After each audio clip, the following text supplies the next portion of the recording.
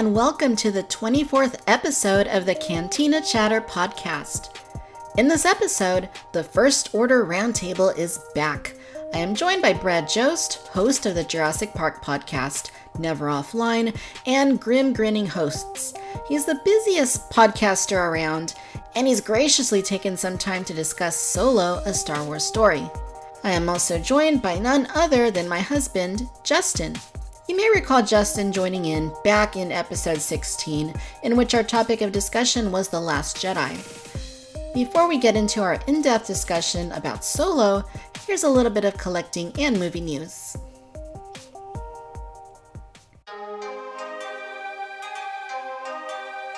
Last weekend, Tamashii Comic Con took place in Tokyo, Japan.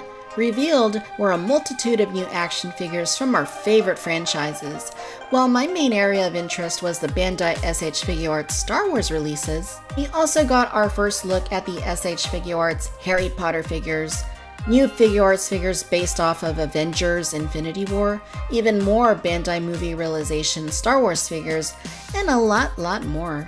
As Marty McFly once said, all the best stuff is made in Japan. And looking at all these new figures, I know that I am beyond stoked for a lot of this stuff. For the SH Figuarts Star Wars figures, I'll definitely be pre-ordering the Revenge of the Sith Yoda, who looks phenomenal, the Last Jedi crate, Luke Skywalker, which looks excellent, Wicket the Ewok, complete with a log, Emperor Palpatine on Death Star throne, Han Solo and Carbonite, Jawas, I need it all. Did I mention they've got a new Boba Fett coming too? And R5-D4, and lots of other droids and clones, and while there may be an upcoming A New Hope Stormtrooper, there's no hope for my wallet. Let's just hope that they spread this stuff out over a long period of time. I'm also a big fan of the Bandai Movie Realizations, and Kylo Ren and Captain Phasma are looking fantastic. C-3PO, who's a very interesting choice for this line, looks interesting. To see more from Tamashii Comic Con, visit tamashii.jp. I will place a link in the show notes.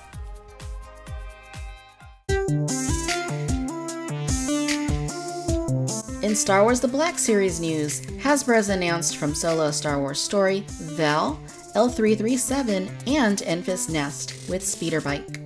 One of the coolest things about Solo a Star Wars Story is the characters and character designs, and I'm greatly looking forward to getting these new figures. For Mattel's Jurassic World toy line, reports are starting to trickle in of wave 2 toys slowly making their way out. So next time you're at Target or Walmart or anywhere else toys are sold, keep your eyes peeled. Speaking of Jurassic World, tickets went on sale this past Friday for Jurassic World Fallen Kingdom. It's crazy how we're only a few weeks away from the release of this highly anticipated film. I've got my tickets. Do you? In Victoria's Cantina news, you may have noticed a huge focus on Mattel Jurassic World toy reviews in the last couple of months. The numbers don't lie, you guys and dolls like them and have been watching them more than anything else I've done so far this year, so there's definitely going to be more of them. Stay tuned for that. I've also got reviews coming this week of the SH Figuarts The Last Jedi Luke Skywalker, a Bandai Movie Realization Star Wars figure I'm pretty excited to have finally, and you guessed it, more Jurassic World toys. Here at Victoria's Cantina, I am very passionate about the work that I do. Victoria's Cantina on YouTube began 5 years ago, launching its first video reviews in April of 2013. 5 years later, the channel has over 11,000 subscribers, over 10 million views, various social media pages, the Cantina Chatter Podcast that you're listening to now, and 0 sponsorships. Nearly every single toy review you see on YouTube and every image of a toy on social media that I post came from my own love and dedication to the toys that I enjoy sharing with you. We don't get anything for free. Toy collecting is an expensive hobby, and it takes a great deal of time to deliver extensive and meticulous professional quality content on a regular basis. While toy reviewing and podcasting make up the bulk of what I do, there's so much more to it than that. When you shoot toy reviews or record podcasts, you're a photographer, you're a videographer, a video editor, a lighting coordinator, an audio technician, a graphic designer, and a promoter. for these companies that put out the toys and the films that you care about. Although I greatly enjoy doing it, it is not sustainable without your help. That is why I've decided to create the Victoria's Cantina Patreon. If you enjoy the work that Victoria's Cantina does, first of all, thank you for your support. Secondly, any contributions to the Victoria's Cantina Patreon are greatly appreciated. While not everyone can donate, and that's perfectly okay, if you would like to see Victoria's Cantina continue to do what it does in its current form, please consider helping to keep the lights on. Supporters through Patreon will be personally thanked on the podcast, and depending on how things go, I am planning a giveaway especially for Patreon supporters. I will place the link down in the show notes. All right, so the First Order Roundtable is in session. Brad, thank you for being with us once again. Hey, thanks for having me. And Justin, thank you for coming onto the show. You're welcome. So there are a few things that I'd like to cover regarding Solo: A Star Wars Story, but first I want to mention, Brad, it's really fitting and quite coincidental that you're here today, considering the end of the film and what we discussed in our Rebels Twin Sons episode last year. My God, are we jumping right in? Spoilers? is that what's happening? Just saying, it's quite a coincidence that it worked out this way, because I asked you to be on the show before either of us had seen the movie. Yeah. And the way that worked out, and considering we did Twin Sons, quite funny. It is a big coincidence there. So I guess we'll probably talk a little bit more about that later. But yeah. All right, so I'd like to get you guys' initial thoughts and impressions. Nothing too deep. We'll just kind of briefly summarize what we thought. So generally speaking, what did you guys think? Brad, I'll go ahead and start with you. I really liked it. I thought it was a lot of fun. I've said it before, but when I walked out of The Last Jedi, I didn't necessarily have great feelings about that movie. It kind of, my expectations got a little bit better as I went along and saw it a few more times. But I didn't walk out of that one with that feeling of fun. And this time I definitely did. I really enjoyed everything I saw. I thought the acting was good, the music, and so much of it was really enjoyable for me. I don't have a ton of downsides to it, to be honest. Very cool. Justin, you saw the film once with me, obviously. What were your initial impressions on Solo: A Star Wars Story? Me not being the big Star Wars fan or anything like that, I've seen all the movies and I go and watch them, and to me they usually are what they are. But I got to say, this one, when I walked out of the theater, when I walked out of the theater, I enjoyed it, but I even knew partway through the movie that I was going to like it. I didn't have to wait till the end. After that initial scene, on the, I don't remember the names of the planet that they were on, and the slums that they were in, and just the whole love story and all that, kind of kept me intrigued. Waiting till the end to see what was going to happen, and ultimately I was kind of disappointed. Well, I guess we don't know what happens if she was really good or bad, but anyways, yeah, I don't know. I know it's kind of a jumble of talking there, but I liked it. Yeah, and I mean, I felt kind of similarly to what you guys were saying. Very enjoyable movie. I came away liking it pretty quickly. And, there wasn't a whole lot of thinking involved, with The Last Jedi. There were a few different things in there that we just hadn't seen before. And, after coming off of The Force Awakens, you're kind of trying to see how all the pieces fit together and, how all that's going to work, how it's going to tie some of those things that were left untied together. With this film, that definitely wasn't the case. It's a standalone film. Obviously, there were some expectations for it. But I think for the most part, it really did deliver. Yeah, for sure. Yeah, it was kind of like a palate cleanser, right? After The Last Jedi, it was so heavy of a movie. And then you come into this one and you're just wow, it's super light. It's super easy to take in. It's just a lot of fun. And there's a ton of references and all kinds of stuff. And it's very easy to take in. Yeah, absolutely. Mm-hmm. Yeah, I like that we got to see where Chewbacca came from. That was neat. Yeah. So I do want to mention, this is the one Star Wars movie that before it came out had quite a few people uncertain if it actually needed to be made. Some were excited for it, but a lot of people, and even myself included initially, were like, do we really need a movie that tells us Han Solo's origins, or is he kind of left a little bit to a little bit of mystery? So what do you guys think? Did we need a Han Solo movie? Justin, I'll start with you. I don't know, but I think it worked out well. Yeah. Brad, what do you think? Did we need one? No, I don't think so, to be honest. And when I went into this movie, or when I at least heard about the announcement that this is happening, like I was like you said, I was just like, this is not something we need. I don't need, some random dude to pretend to be Han Solo. I don't need to know the backstory for some random thing that happened here or there that we heard about, in the other movies. I didn't necessarily need that. And even after seeing the movie, I still don't think I needed those things, but I still really enjoyed the movie. And I guess it's just like, it's like a blessing. Like you have just more and more Star Wars to watch and to deal with, to think about.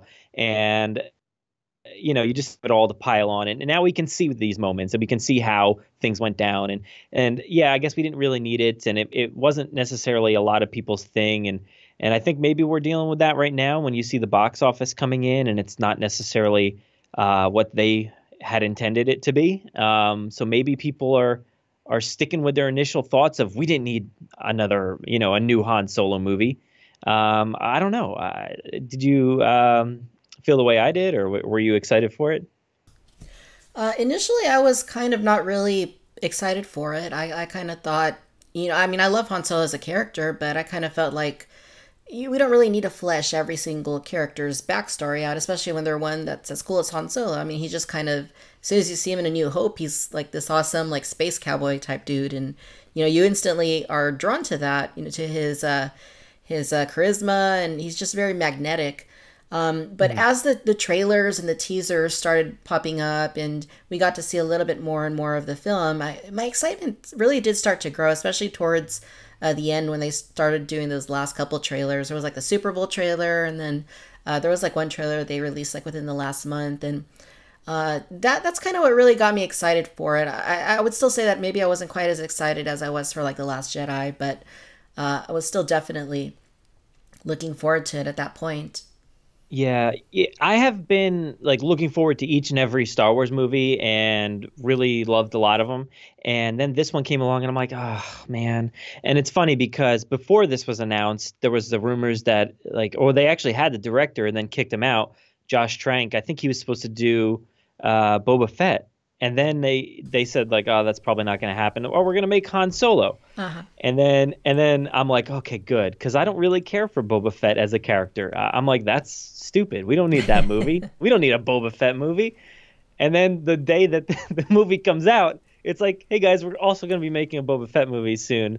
And I'm like, oh. So, I mean, it's funny because one of the things that got me excited for this movie in the last 2 weeks before it came out was people saying, like the people who saw it at the premiere saying, stay away from the internet, guys. Stay away from spoilers because there's going to be some big spoilers. And I'm like, what?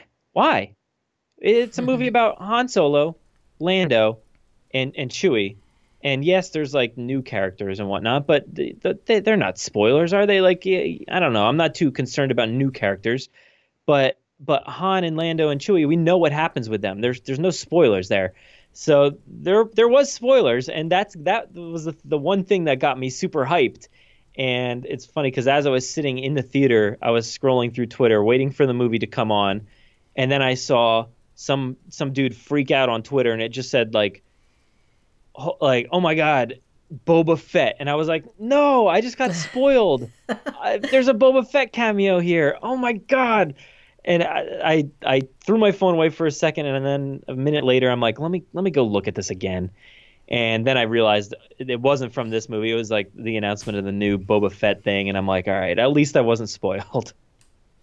Yeah, that Boba Fett announcement was kind of out of left field, especially. I mean, it's kind of weird. I mean, was it an official announcement? Do you know? I don't think so, actually.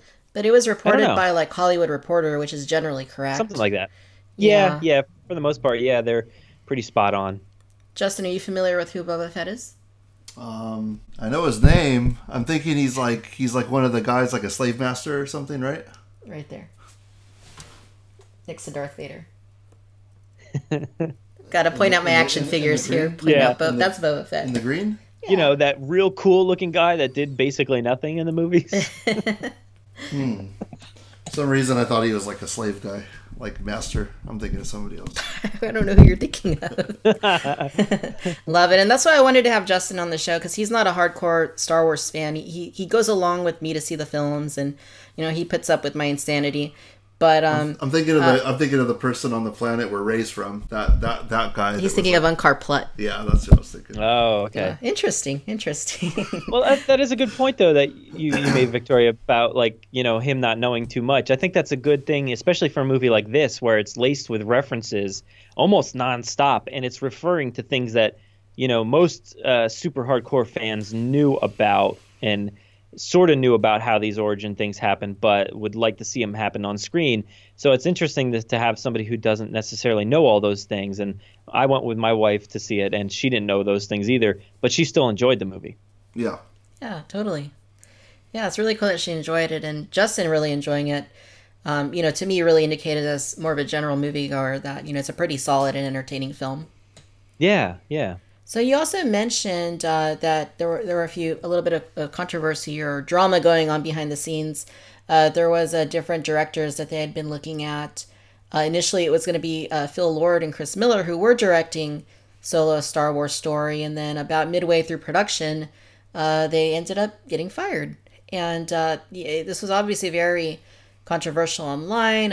You know, there's two segments of the fandom right now within Star Wars. There's those who are, you know, generally happy with what Disney and Lucasfilm are doing. And then there's the other half who, you know, I hate Kathleen Kennedy. I hate, you know, everything that she's doing. There's social justice warrior stuff in Star Wars. And, you know, obviously that facet was kind of like, okay, this is another example of how, you know, she doesn't have anything under control and, you know, everything's going to hell. And as you know, Colin Trevorrow was set to direct Star Wars Episode 9, and then he got pushed aside.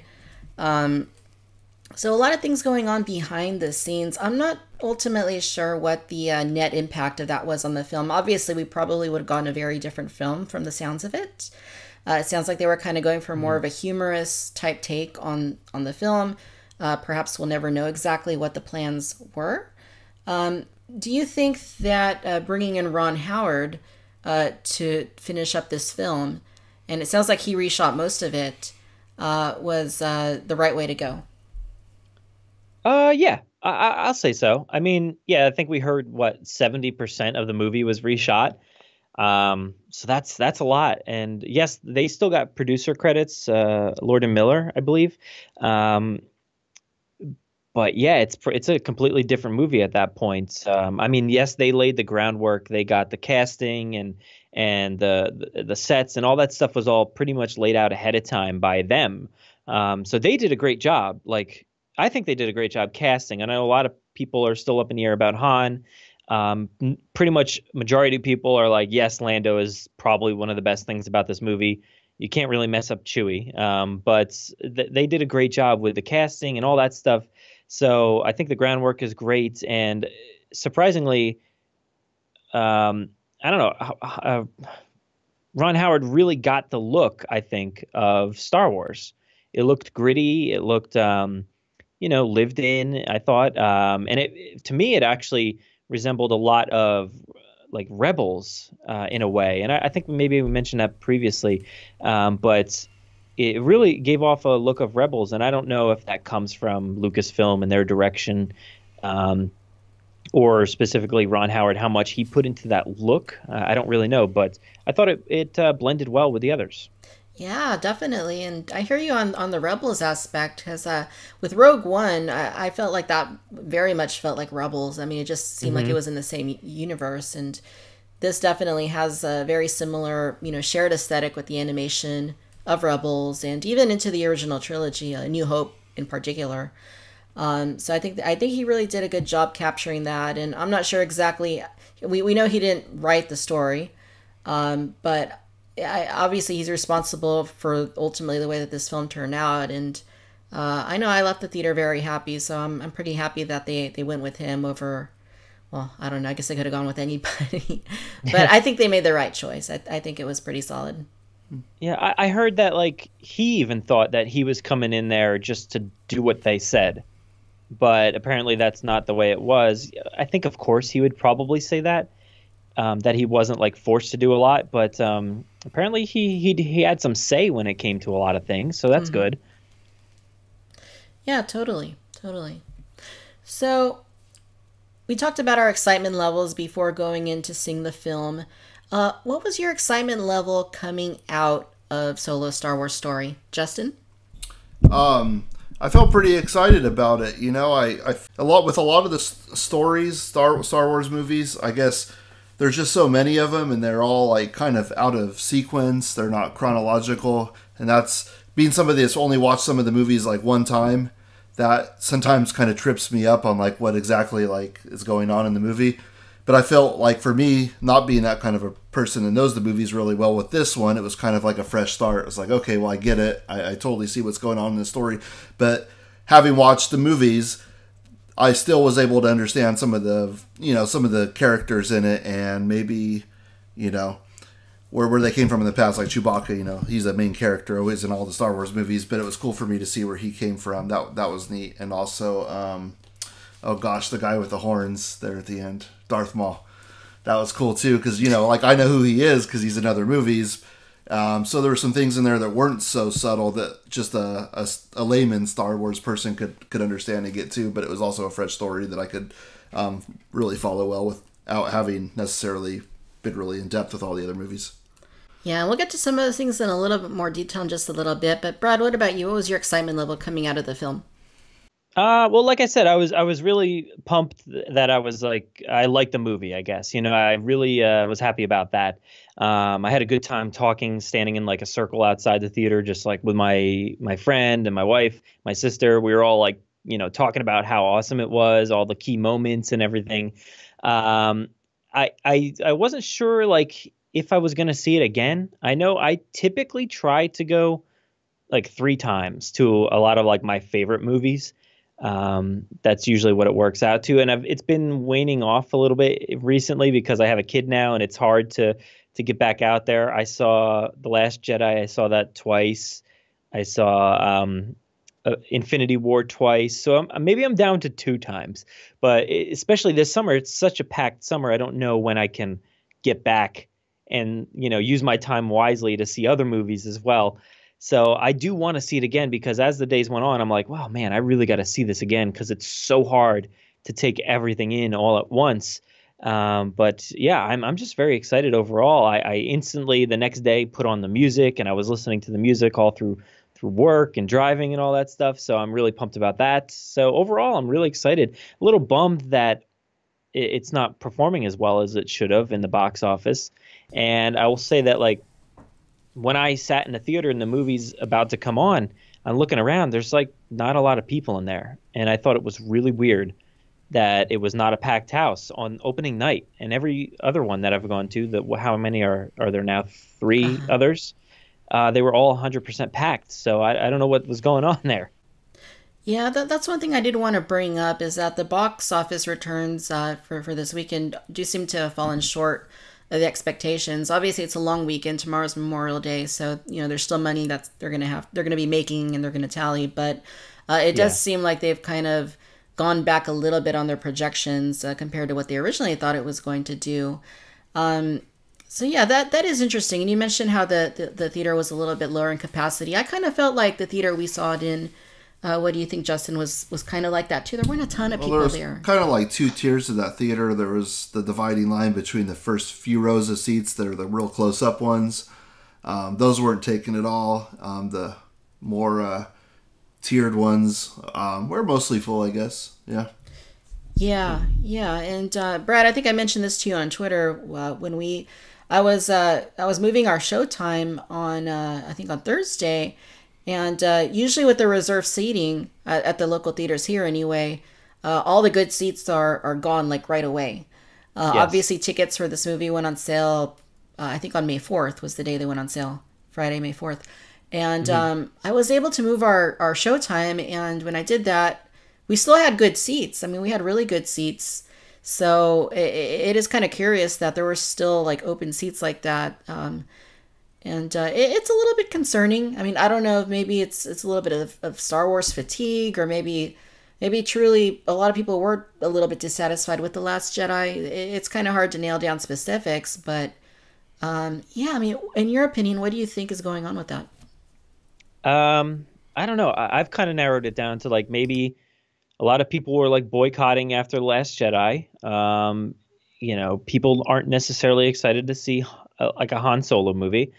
And also I think a big thing is the fact that it's debuting in May versus December. In December, it basically had its own, run of the theaters for a long time.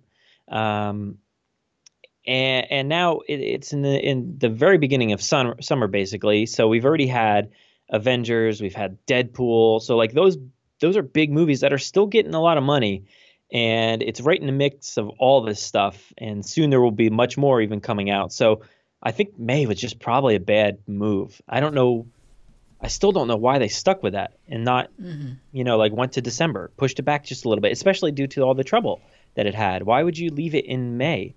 It still boggles my mind. I'm like, I can't figure it out. Yeah, I'm totally inclined to agree with your thoughts. And it's really interesting because historically, Star Wars has always been a May film. It's always come out close to Memorial Day. And when they started pushing the sequel trilogy and Rogue One to December, initially I didn't know how to feel about that, but it kind of grew on me. Like by the time Rogue One came around, it's like, okay, holidays are coming up. That means I get to look forward to a brand new Star Wars film.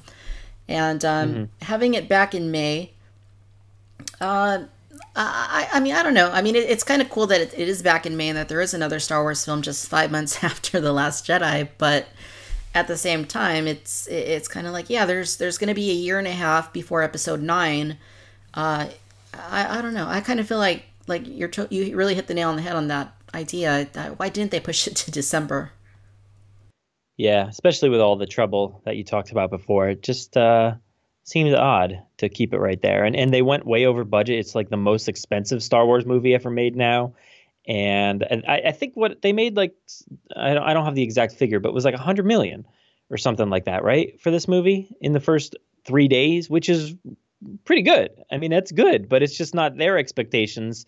And it's much better than a lot of movies that debut, but just not Star Wars levels, which is disappointing. And I hope it doesn't mean that, they won't continue these stories, because I think what they did in this movie is open it up for more stories. Totally. And there's 10 years of stories to talk about.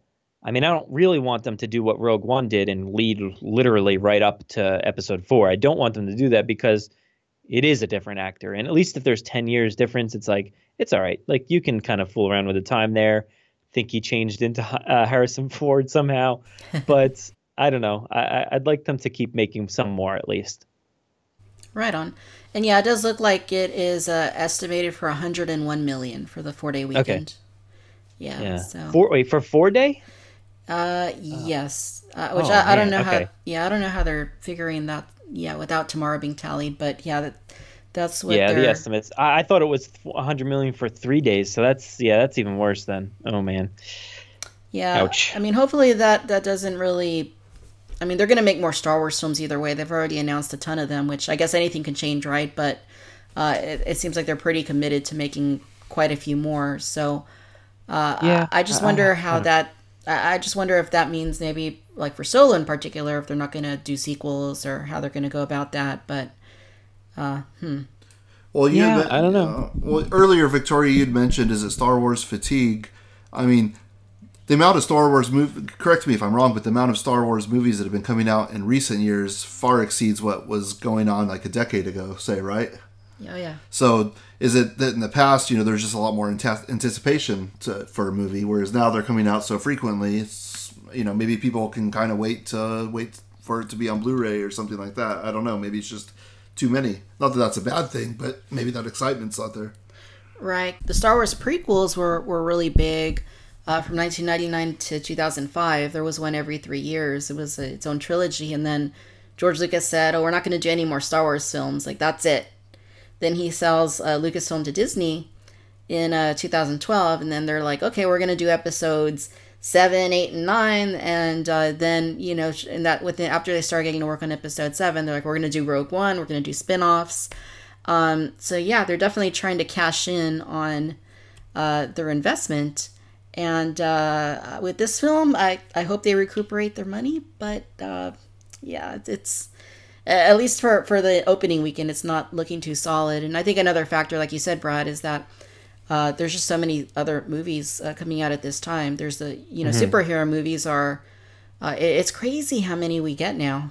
It's just like, when is there not a superhero movie coming out? They're happening all the time. And we talk a little bit about Star Wars fatigue, but I kind of wonder about that because the Marvel films consistently do really solid. I mean, they always get good reviews. They always have really big opening weekends, and they continue bringing in money even after the initial release, not just domestically, but also internationally. So obviously people aren't fatigued with Marvel. So it does kind of make me wonder a little bit more if they're actually fatigued with Star Wars, or if, like we've been saying, there's other factors to consider that have been having this effect. It's an interesting case. Yeah, I had somebody bring up the whole Marvel thing earlier today. And I don't buy fatigue just yet. I really don't. I think it has to be something else. And maybe it's that divisiveness between The Last Jedi or something like that, because I feel like it has to be something else, because Star Wars fans are some of the most devoted, crazy, fans that you'd ever see. So I know they'll be out there at the theaters. So I feel like it has to be something else. I just don't know. Yeah, I guess time will tell. Maybe as time goes on, we'll more films come out. We'll get a better idea of the bigger picture. Yeah. They're hurting so bad right now that the Star Wars Twitter account retweeted my tweet. Like, come on, I saw that's that. not going to get you any more Awesome. views in the theaters. Yeah, that was pretty awesome. All right, so one thing I want to ask you guys. So we know that Alden Ehrenreich isn't, if I'm saying his name right, I can never get his name right. We know that. Yeah, I think that was right. Okay, so we know that he's not Harrison Ford, but is Alden Ehrenreich Han Solo? Brad, what do you think? Yeah, I think he is in that era when he was much younger, and which I've been saying this leading up to the movie. Like, I feel like he's not really any younger. He doesn't look any younger, but in the theater, I felt like he did look younger. He did play it youthfully. And I thought he worked really well. A lot of the lines came off very Harrison Fordy. Some of his expressions looked like Harrison a lot. So I think he did a great job. And the shooting pose was like straight Han Solo's shooting pose. And they worked a lot of those Han Solo references into the role really well. Except for one of them, but maybe we'll mention that later. But yeah, I thought he did a great job. I don't know if you could get too much better without being an impression of Harrison Ford, which I know a lot of guys out there do great impressions, and I thought about that. I'm like, wow, man, why didn't you pick this guy or that guy? But I think it makes sense to do something that's a little different than somebody just maybe taking you out of the movie for a moment because it's an impression. Completely. And Justin, you're familiar with Harrison Ford as Indiana Jones and Han Solo and a bunch of other movies, quite obviously. What do you think? How do you think Alden Ehrenreich did as Solo in this movie? Well, I mean, physically, he didn't, of course, to me, didn't look like Harrison Ford at all. But he did a good job as like a ambitious, guy that wants to kind of be a rebel and do good, kind of like Harrison Ford typically does in his other roles. So yeah, but again, didn't look like Harrison Ford. Yeah, he didn't look like him, but I think he pretty much embodied the persona of Han Solo pretty well. And I think that's the most important thing, was that, he could sell it as, being the character, even if he's not exactly like the actor. And like Brad was saying, we remember this is 10 years before Star Wars A New Hope, the original Star Wars film.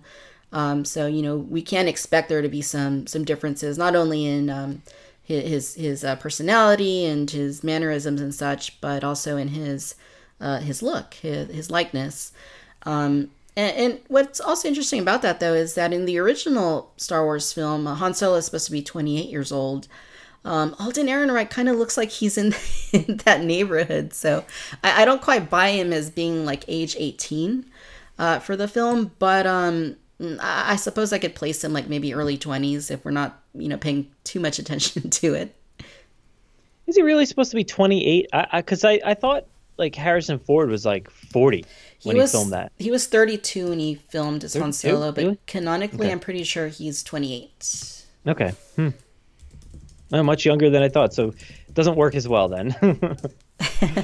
Yeah, he just didn't seem quite like 18 to me. I can maybe buy like early 20s, but yeah, 18 seems a little bit young, I would say. And as I look it up right now, just to verify. But one other thing that I wanted to bring up is I wanted to look at what worked in the film and what did not. So, Justin, you mentioned a few things that really worked for you. You liked the opening of the film, the characterizations, and tell me a few things, if any, that you can think of that maybe didn't work quite as well as you would have liked. That's a tough question for me, to be honest. I'm kind of drawing a blank here. So nothing in the film that you were pretty happy with it? Mm-hmm. Okay, Brad? Well, if you wanted me to start off with things that worked, right? Yeah, things that really worked and things that might not have worked so well. Okay, so I'll start with, we just talked about Han. I think he worked for me pretty well. And I'll say about Han, he didn't necessarily seem like Han that we know. And I think that's the point, is that he's a much different Han. He's a more green character. Like he hasn't been through it all. He's like figuring it all out. And I think that's a good thing. He's very excited. Like there's a lot of moments in this movie where I'm like, Han would never have done that, or Harrison Ford would never have done that. For instance, like speak Chewbacca's language on screen. I could never imagine Harrison Ford doing that, but it kind of worked for this younger, more ambitious Han. He had a goal. He had one single goal in this movie. And I think it worked out for him. I really also liked the Lando. I thought he was, spot on. Great. I feel like stupid to say impression, but he did a great job, characterizing that character. I thought John Powell did a great job with the music, and John Williams actually did, I think, like 6 tracks or a bunch of tracks or something like that. And I thought together it sounded like Star Wars really well. There's a lot of good themes in there, some reused from other movies, big time. Like there was a bunch from, I think, like Empire, even some themes from the Force Awakens, which I thought was weird. I couldn't pinpoint why that was there. I thought they took a good chance by killing off a lot of characters, like somewhat early in the movie, and things took place in the movie in different times than I thought they would have after watching the trailer. Like the train sequence, I would have thought that took place much later in the film, but it's somewhat close to the beginning, maybe more middle beginning or so. I liked all the references. I thought there was a lot of like spoken references more so than visual references. A few visual references here and there, but a lot of like, hey, that character or this one or that place or this place. So there was a lot of that. And, since you mentioned it before, Darth Maul really worked for me. He's my favorite villain out of this entire series. And I thought that Ray Park came back and did an amazing job in that minute-long scene, and I really, really love that. What didn't work, I would say there was some comedy here and there that didn't exactly hit, but it could have been because there was nobody in my audience, in my crowd at the theater. That definitely plays a factor into comedy, working in a theater. Also, how he got his name didn't work for me. There was rumor that he wasn't actually, like, his last name wasn't Solo. And when he got it in this movie, it was kind of like on the nose. It was kind of, I don't know, I didn't love that moment, when this Imperial officer basically gives him the name Solo. It felt a little unearned and a little weird. I would have liked maybe a different route for that. Yeah, I thought that was actually quite interesting. I think I don't remember if it was something I read or saw a video on, but something that had said that we were going to see how he got his name. And I kind of forgot about that going into the movie, but then seeing how it happened, I'm still not sure how I feel about that personally. I think it was interesting. I didn't necessarily dislike it, but I didn't necessarily like it either. So... Yeah, it kind of made me roll my eyes, and I'm like, oh, here it comes. He doesn't know what to say, so the guy's just going to be like, Solo. That's your name, Han Solo. Move ahead, go ahead. And that's exactly what happened, and it was a little, like I said, on the nose.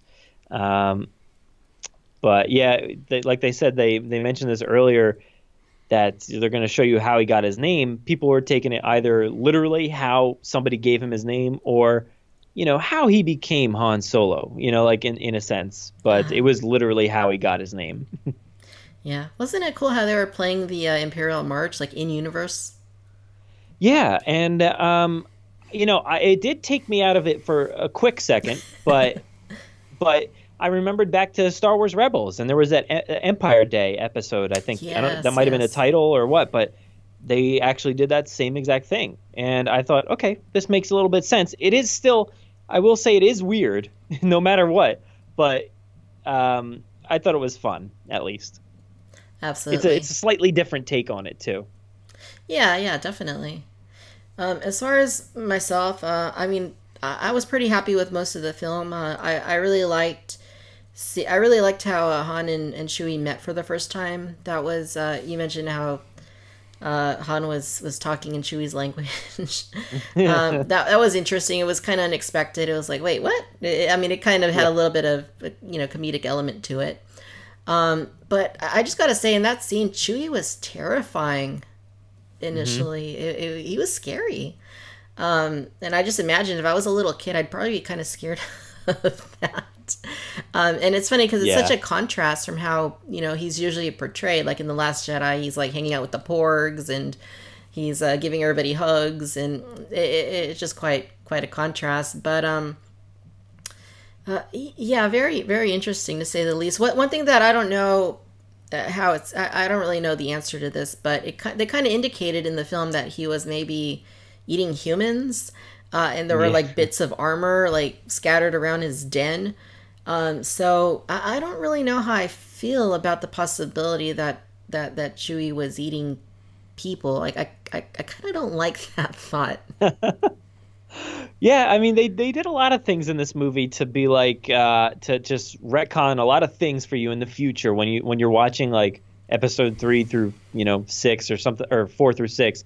You're like, oh wow, I got to think about this now. Like Chewie eating humans, like. You could have assumed that he is this giant beast that rips people's arms off, but you never actually thought he like ate that or whatever. But and then you see him in episode 8, like about to eat the porg, and you're like, oh man, that's so sad. and then we bought the book Chewie and the Porg for my kid, and we read it to him at night and stuff.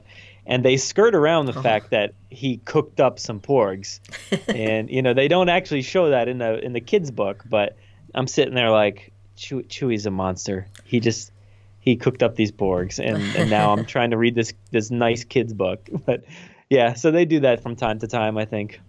It's funny you mentioned that. I have a poster where Chewie's like hanging out with all these porgs, and yeah, it's. I guess you'll eat anything though if you're really moved to desperation.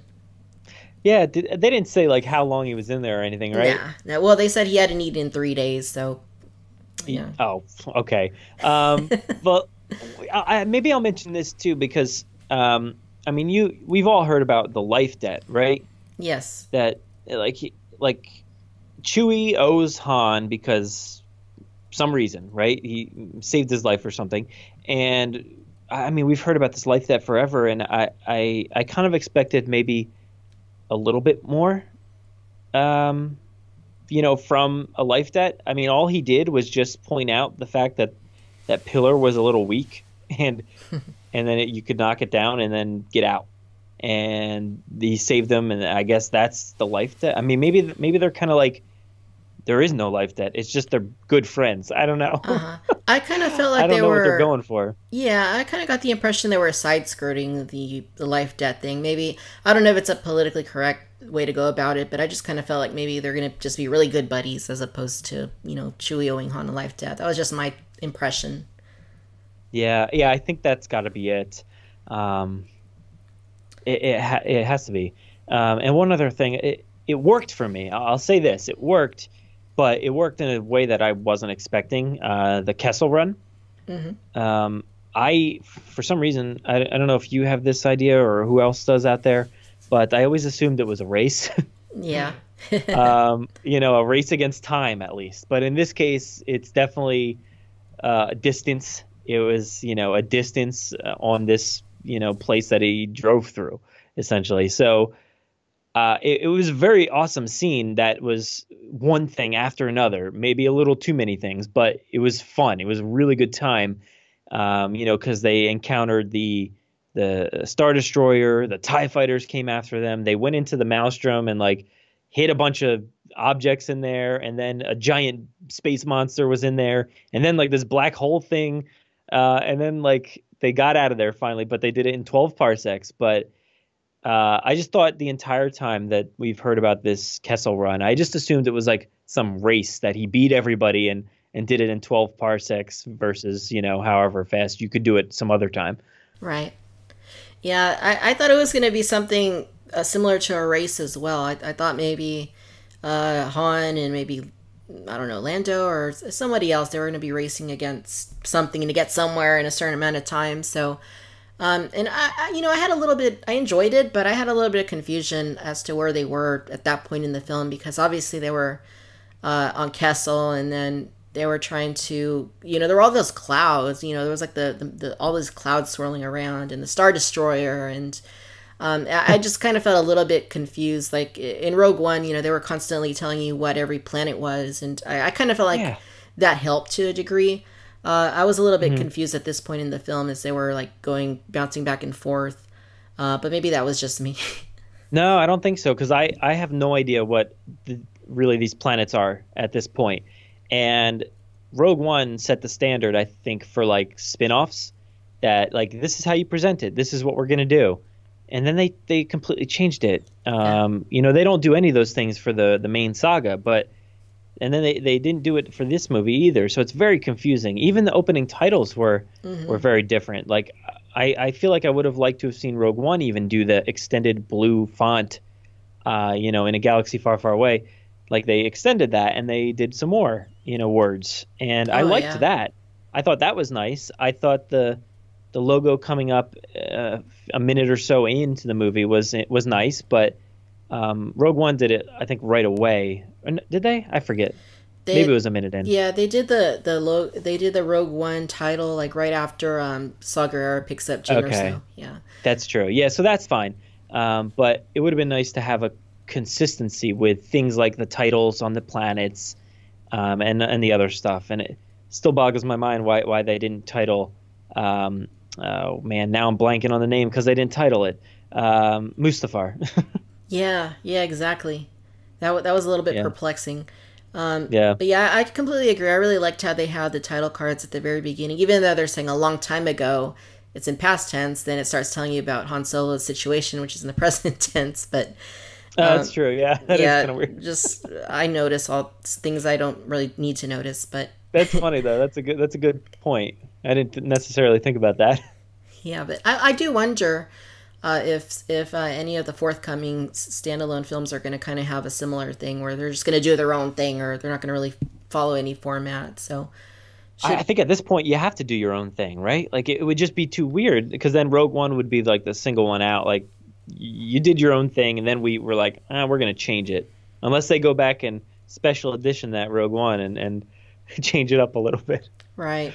I don't know. I am glad that they didn't use the Rogue One music, because I mean the opening, that kind of sounds somewhat like Star Wars, but it also kind of sounds like a Sci-Fi Channel knockoff of Star Wars.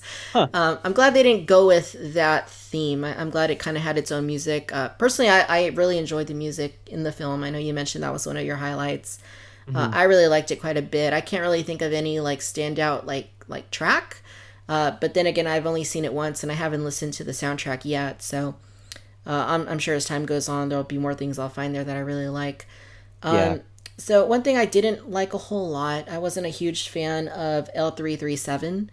I thought the idea of a droid that can kind of like put itself together and, kind of, grow its own brain, I guess, kind of advance itself and upgrade itself was kind of cool. I think the aesthetic was pretty neat, but I kind of found the personality a little bit grating at times. I don't know how you felt about it. I thought she was fine. I don't know if she's like one of my favorite droids. I definitely liked K2 from Rogue One a lot better. And they're very similar, I think. Sort of. But she was fine to me. I didn't necessarily like or dislike her too much. Right on.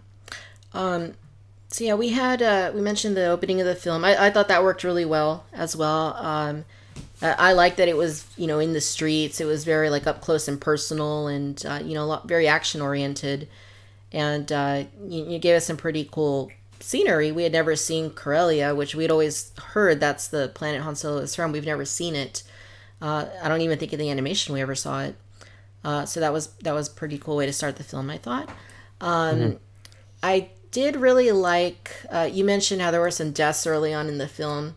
And those kind of threw me for a loop. I didn't really expect that we were going to see that at that point. It was pretty early in the film that a couple of characters died. Justin, what did you think about that? I didn't really think too much of that, actually. One question I have, I totally off subject though, sort of, but Coaxium. That was kind of one of the big missions of the whole movie, right? Is that something throughout Star Wars, or is that just something specific to this movie, or is that just kind of a known?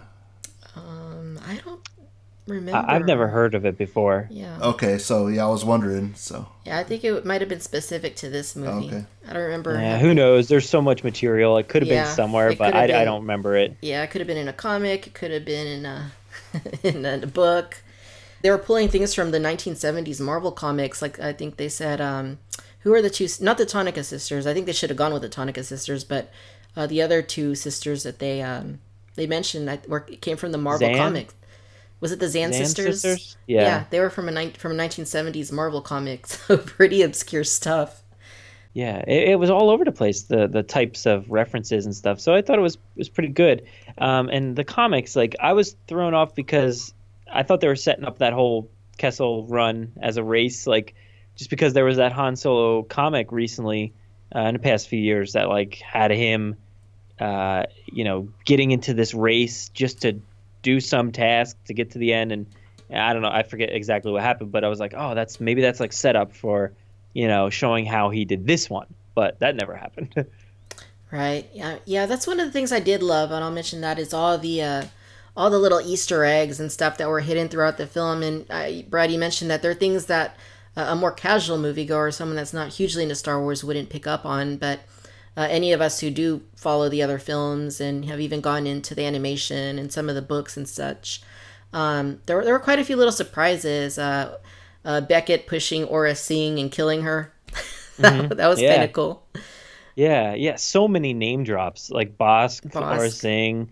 Jabba, I think, was mentioned at some point, or I don't know, but there's so much going on there, and that's like something you need to see multiple times.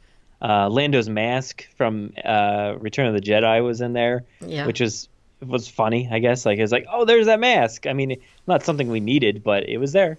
Yeah, so we know it's been on the Falcon for 20 years. Yeah. Which I guess makes sense because things like the training remote pop up in The Force Awakens, so. I guess there's just some closet there in the Falcon where they keep everything. I mean, a lot of things happened throughout the film. I was really happy with it. You guys mentioned Darth Maul, which Justin, not a huge Star Wars fan. When we came out of the film, I asked him, "Did you know who that was?" And he's like, "Yeah, Darth Maul." So that was pretty cool, and I really didn't expect that. I had heard that there were going to be some pretty big surprises in the film. I tried to stay away from anything, remotely like spoilerish online. And when that scene happened, I kind of assumed initially maybe it was the Emperor, but then I was like, well, could it be the Emperor? Why would he be talking to Kira? And I kind of thought, well, if it's not the Emperor, then maybe it's, someone from the sequel trilogy. Could it maybe be Snoke, or I don't know. But then like they actually revealed it to be Darth Maul, and like my jaw literally dropped. I was like, it was so cool though. I mean, I know some people are saying it was kind of unnecessary, and maybe that's true. But like you said, the fact that Ray Park played him, who played Darth Maul in the Phantom Menace, 20 years ago, and here he is again reprising the role. With Sam Witwer doing the voice, who, of course, did the voice in the Clone Wars and in Rebels. It just really, I was really happy with the film up to that point, but then they kind of just threw that in at the end, and that kind of, completely sold me on the film at that point. I absolutely loved that. If there's no other reason for me to go back, that's the reason. I just want to see that moment, that 1 minute moment over again, just because it was so shocking. Like you said, that we knew that there was some sort of spoiler, something big, probably a person going to be in this movie that we've seen before. My initial thoughts were like, all right, maybe Harrison Ford is in it. Maybe he's going to bookend the movie. I thought, okay, maybe he'll do story time with Ben, and he'll be like, all right, Ben, remember this one time back in whenever I stole a car and then got off a planet, and and he starts telling the story. But that's not what happened. And then later on, I'm like, well, they're gonna make an Obi-Wan movie. I mean, they've been talking about this, that it's gonna happen. They're working with writers and getting the stuff working. So I'm like, they haven't announced the next spin-off movie, so that's why, is because they're holding off until they have that cameo. And no, there was no cameo of Obi-Wan either. So we got Darth Maul, or just Maul, and I was so excited that I raised my hands. I was like, oh, what is happening here? This is crazy. And I mean, we know the history because we watch things like Clone Wars and Rebels. A lot of people have no idea, so they're experiencing what we experienced. I don't know how 10 years ago, or maybe not that long, but many years ago when it debuted in Clone Wars. Mm-hmm. So everybody's having that same reaction right now who didn't watch those other material things. And you could see his robot legs, and he just looked older and meaner, and it's so glorious. Yeah, it was. And it's funny because on previous episodes, me and you have talked about how, if you didn't follow the animation, then it doesn't matter that Ahsoka exists. It doesn't matter that Darth Maul came back, because those things don't happen in the film. If you're just watching the films, you would never know those things. But now that they did bring Darth Maul back, you would know those things. And maybe that even leaves the door open to Ahsoka making her way into live action at some point. Oh, please. That's the one thing that I want. I don't know how it'll translate into live action, but I really want an Ahsoka movie or something. She's one of the most popular characters, and I think they recognize that. So that would be interesting if they did go that way. And when you see Maul on the screen, you're like, wow, where could that go? Because we know as watchers of the shows, and everybody else who doesn't know will know in a minute because I'm going to spoil it, that he dies. In Rebels, he gets cut down by Obi-Wan very unceremoniously, just very easily. And I think I talked about that recently, where I feel like that moment was setting us up for The Last Jedi in a way, where you have two people facing off against each other, and instead of a big battle, you're expecting Maul and Obi-Wan to go at it and just flip and do all kinds of crazy moves and battle each other to the death. And that didn't happen. It was one swing of the saber. And then in The Last Jedi, you get Luke and Kylo facing off, and Luke doesn't, they don't touch lightsabers at all. Luke's not even there. So it's I feel like they were kind of setting you up for that moment. So when you see Maul, I'm like, what are they setting us up for? I don't know, because I'd say he has 7 more years probably to live from the moment we see him in Han Solo to probably when he dies, somewhere around that, 7 or 8 years. So there's a lot of story in there, to tell. Yeah, that makes sense. And one thing I do wonder is if maybe on some level they kind of regret killing Maul off in Rebels, because I think so. Can you imagine the potential of the Obi-Wan movie if they were able to bring Maul in for that? Yeah, that was my first thought. Was he can't be in the Obi-Wan movie. He just can't, right? Like, I mean, maybe he could, but he would just be doing what he did in the early scenes with him in Rebels, where he's just like, Kenobi! Like, it's just like that bad villain that just never gets what he wants at the end of every episode. Yeah. So, because he can't come into contact with him, because I think Obi-Wan and him are like, well, we haven't seen each other in a very long time. Something along those lines. So, I don't think they can have that movie work. I mean, I think it's got to be in other spin-offs or more Han Solo movies or something. But I think he needs to face off against another Jedi or Force user or something like that. Right. Maybe that's where Ahsoka comes in. That would be interesting. Definitely. So another thing I wanted to touch on, and we've kind of touched on it a little bit, is did Solo: A Star Wars Story deepen your understanding of Han Solo, Chewbacca, Lando, maybe any other characters? Justin, what do you think?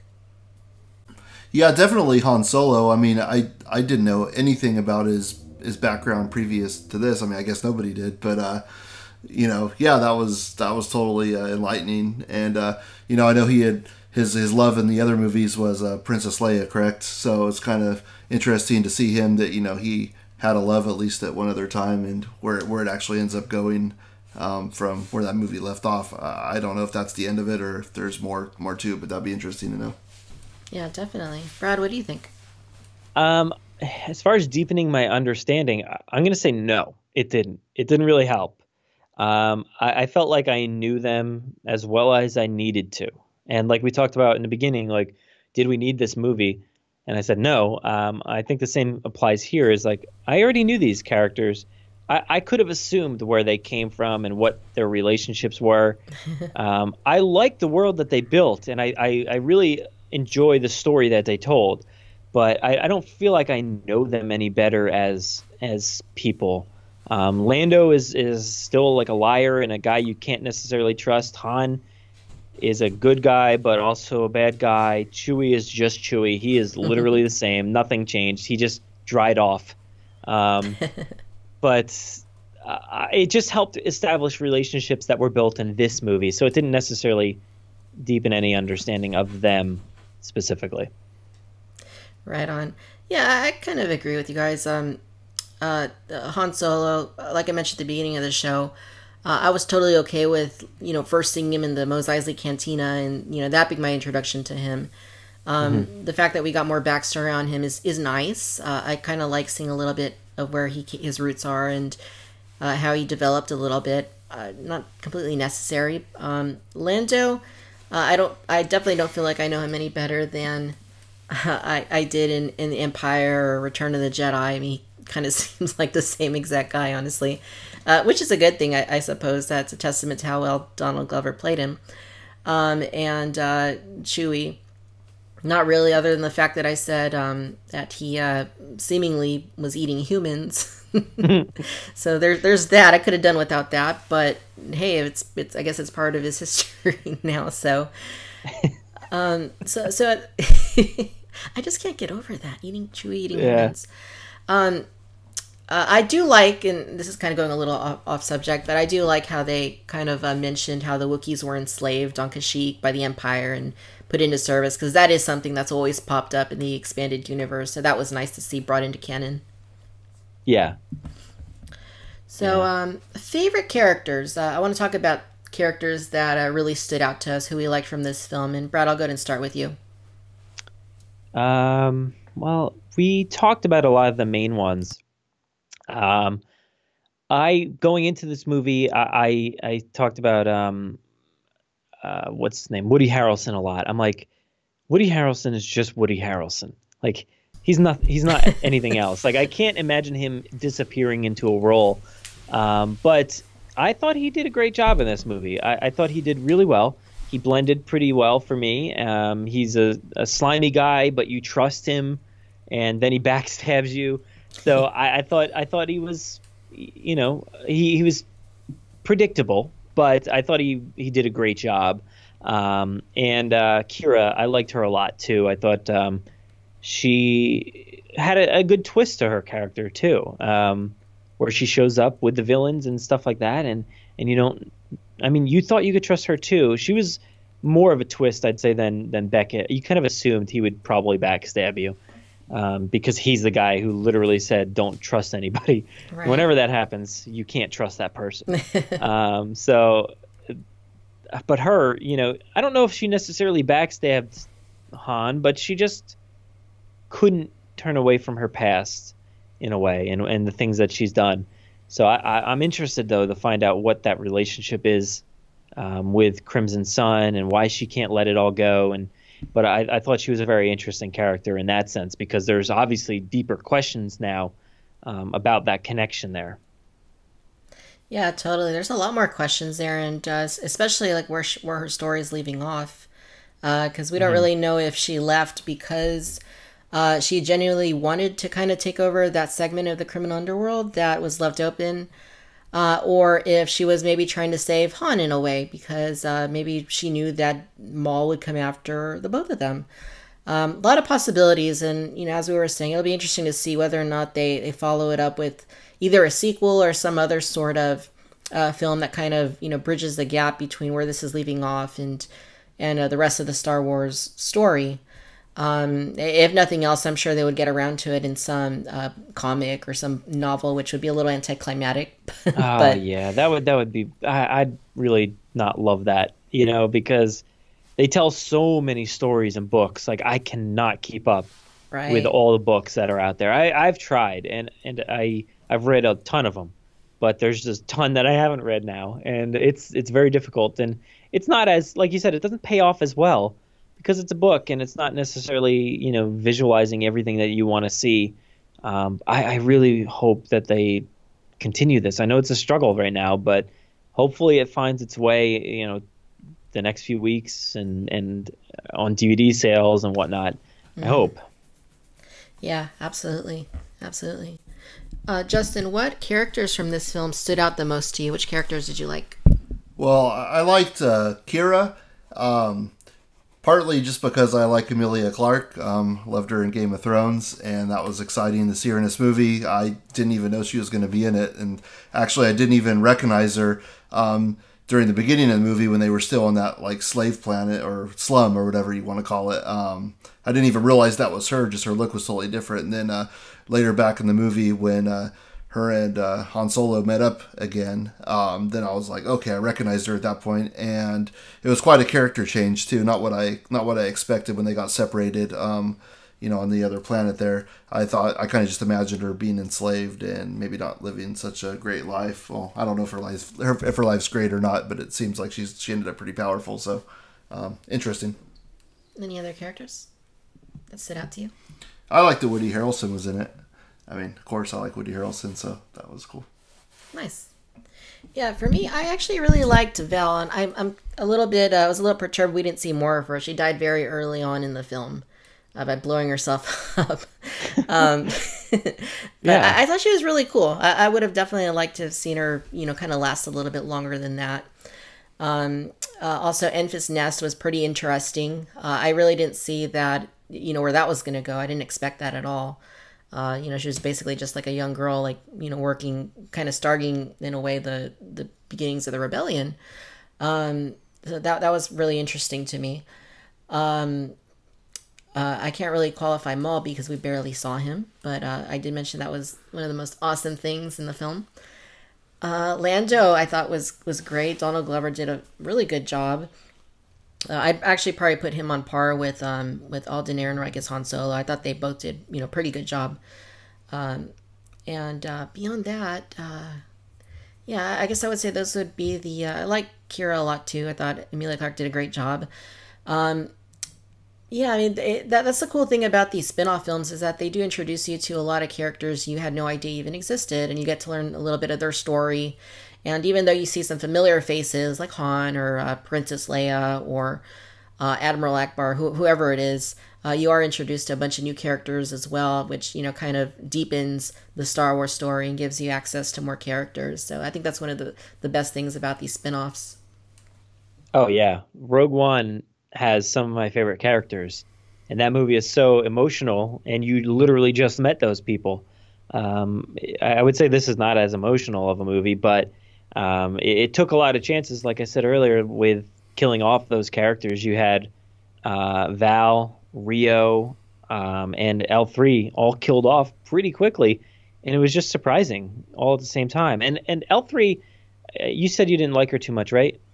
I liked the design, and I thought the concept was pretty cool, but I just felt like at times she was a little bit annoying.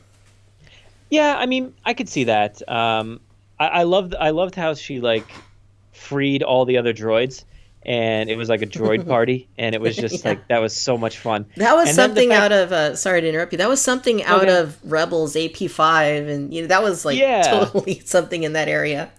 Oh, for sure. And wasn't there was even a droid that very much resembled AP5, I think, somewhere in there.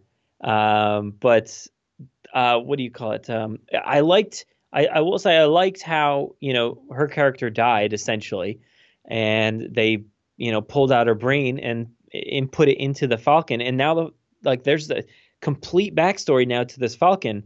One of my favorite parts, actually, I guess, of this movie, I forgot about that. That now when you watch the other movies, it really informs the state of that ship, Oh, yeah. And there was the one moment where she sat down in the co-pilot seat and something wasn't working. Like she didn't have the calculations, I think, and she had to like hit her head. And I was like, I'm like, this is it. She's going to be the Falcon. I know this. That's what's going to happen here. Because like I felt like it was obvious because she's trying to calculate the hyperspeed. It wasn't working well, so she hit herself a little bit. And I'm like, that's what they do to the Falcon every time. Oh, yeah. There's a problem. They try to coordinate put in the coordinates. That's what I was trying to say, and it doesn't work. So they end up like just hitting it, trying to hit stuff, and it ends up working. And I think it's going to be interesting now watching the other movies just to see how everything correlates. How it seems like its own character. That's a really, really great observation. And in fact, it kind of got me thinking just now about how in Empire, how 3PO says to Han, I don't know where your ship learned to communicate, but it has the most peculiar form of dialect. So that's kind of interesting. I can definitely see the connection there. Yeah. I think it's going to be really interesting. Somebody pointed out to me like a line of dialogue from the Last Jedi novelization that was similar to what came from Empire there, but I forget what it said. So before we let off, one thing I do want to bring up is Justin was just bringing up to me the whole Lando being a pansexual controversy. Brad, what do you think about that? I have no idea. I don't even, to be honest, I have never heard that term in my life aside from Lando. Uh-huh. So I didn't even know what to expect there. But apparently, in the movie, you just find out that he is maybe into droids and women, I guess. But I don't know. I don't know what's happening there.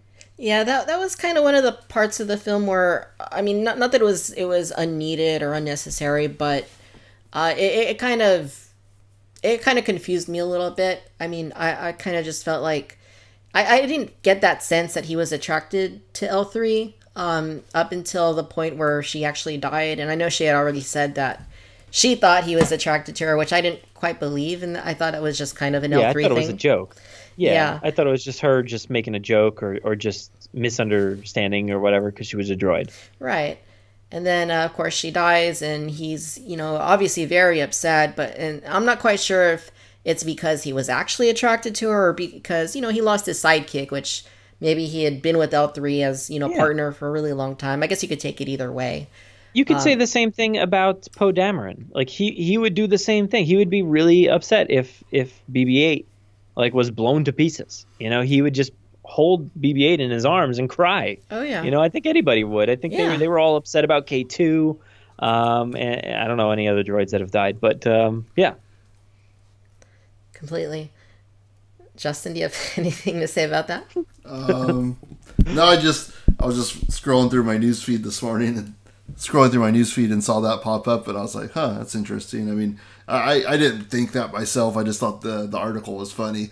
I mean, the robot was even mentioning that it liked him, but it was like, but we work together. It can't be like that. Or sometimes I think that way, sometimes I don't. But but Lando never said anything. I mean, other than, when L3 died, I guess he seemed attached to the robot. But like you said, I mean, it was, he was attached to the robot. That's all.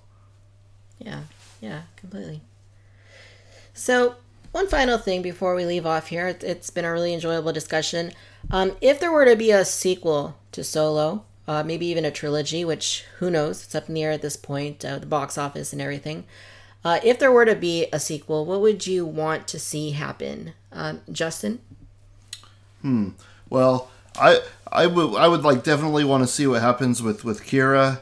Kind of seemed like she was on her way to Darth Maul, and I'm sure she is, but maybe there's something else going on there, and she's really planning on going back to Han Solo, but probably not, because in the later films she doesn't exist, I guess. But it would just be cool to see some kind of a twist with that. Yeah, I think that's definitely something that we need to get closure to in some form or another, preferably in the form of a film rather than something anticlimactic like a comic book. Brad, what about you? What would you like to see in a sequel if one should happen? Well, yeah, I think that's a great point. I would love to see what happens there with that character. And I don't know if I'd like to see him more beaten down, but like he definitely, like I said earlier, he seems a little too excited at times. So I'd like to see him transition into that Han Solo that we know a little more. I didn't feel like there was a transition to this one that we know. He still seems pretty green and fresh to everything. So I'd like to see that. And maybe like I said, I'd like to see him race or do something, because he always talks about how he's such a great pilot and good at racing or whatever. I'd like to see that. I'd like to see like smuggling and different things like that again. I think that would be a lot of fun. Definitely. And I did find that interesting too. And this kind of goes back a little bit, but going back to things that we weren't completely happy with in the film, I kind of felt like his transition into the Empire and his time in the Empire didn't really get touched on a whole lot. I think They said there was a 3-year gap. There could have been more things to explore in that area. All we basically see is he's fighting on this battlefield, and then he basically he's done. That's kind of from our perspective. That's his time in the Empire. He's fighting, and then he decides to leave. So maybe if they did a sequel, I'm not sure if they would jump back in time again. Probably not, but maybe perhaps in a novel or something they could expand on that a little bit. But in a sequel, definitely I would like to see what's going to happen with the dynamic between Kira and Han. What's going to happen with Darth Maul? If there is a sequel, is he going to play a role in it, or was that just kind of a one-time cameo type thing? I would hope not. I would like to see what happens there, and of course, I'm sure everybody wants to see Han working for Jabba the Hutt. I think that's kind of something that I kind of even expected to see in this film in some capacity, even if it wasn't exactly the stuff that put the bounty on his head in A New Hope, but kind of expected to have a little bit more there. But I can see how they might be holding on to something like that for a potential sequel. So definitely would like to see those concepts get explored a little bit more. But even if this is it, there isn't a sequel, there isn't more to expand on this story. I was really happy with Solo, Star Wars story. I think they did a really good job. I think the writing was great. I really liked the dialogue. Some of it was a little bit silly at times, which is expected. That's kind of the case in a lot of Star Wars films. But for the most part, I thought it was a really solid film. I was over the moon with Maul coming in, and I left the theater very satisfied. And I already have a ticket again to see it this week. I can't wait for that. And I'm just really hoping that we get more information. We get to see some of these stories fleshed out a little bit more. Yeah, for sure. Me too. I hope we get something. I really don't want that to be the end. Definitely. So any final thoughts before we part ways? Justin? No. Brad? Yeah, I'm good. I think we covered most of the movie there. That was pretty deep. Nice. Well, I would like to thank my guests for coming on to this episode. The First Order Roundtable will make another appearance, presumably when Star Wars Episode 9 drops into theaters in 2019. Until then, Justin, thank you very much for joining us today. Thank you. Nice chatting with you there. And Brad, thank you for coming onto the show once again. Oh, thank you for having me. It's always fun. Absolutely. So if people are looking up more information about Brad Jost online, where can they go? I'm at Brad Jost on Twitter, so just follow me there. You can see my other podcasts, Jurassic Park Podcast, Grim Grinning Hosts, and Never Offline. All those links are on there, so just take a look there. You're the busiest podcast guy I know. Oh, I know. 3 Constantly podcasts. going. Very cool. Well, guys, thanks again for joining me this evening for our initial impressions and discussing Solo, a Star Wars story. It's been a blast. Can't wait to do it again in the future. Thanks. Bye.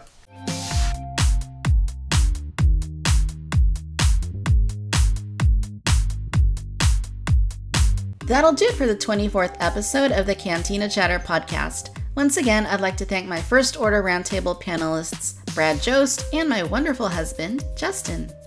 Be sure to check out Brad's fantastic work out online via the links in the show notes. Again, if you can support the Victorious Cantina Patreon in any capacity, your support is tremendously appreciated. I'm very proud of the work I do through the channel, the podcast, and on social media, and I'd really like to keep it all going for a long time to come. Be sure to follow Victorious Cantina on YouTube, Facebook, Instagram, and Twitter. And if you're not already subscribed to the podcast, be sure to do so on iTunes and leave us a 5-star review to help spread the word. As always, I'd like to thank you for tuning in to Cantina Chatter. Until next time, bye-bye.